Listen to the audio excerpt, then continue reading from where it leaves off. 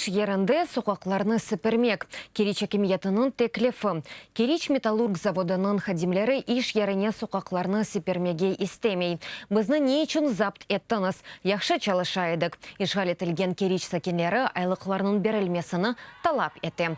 Сіпермеге керек олса сіпережексіңіз. Дей наразыларға ишғалжы акимиет. Русия тарафындан ишғал етілген Қырымда керич металлург заводының хадимлері наразылық акциясына чықып, ишғалжы акимиеттен çalışmak imkaniyeti ve айлықларының берілмесіні талап етті. Бұны цензор.нет білдіре.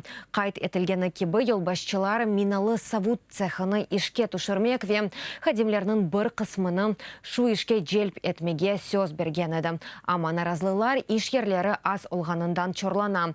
Бұна олған жеваплары сіпермеге керек олса сіпережексіңіз. Адамларны реберлерінің краснодарлыларының диалог құрылса, март için айлықны бермеге вәделері де ачывландырды.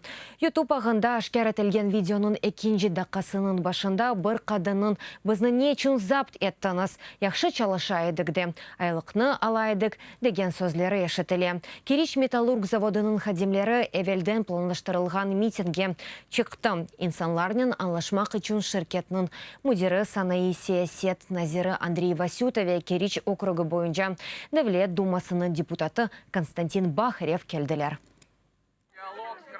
Март айлығына келсек, бізнен имзаласалар. Краснодарлылар или диалог алып барыла. Имзаласалар, дырал толермас. 1,5 ай девамында имзаламасалар.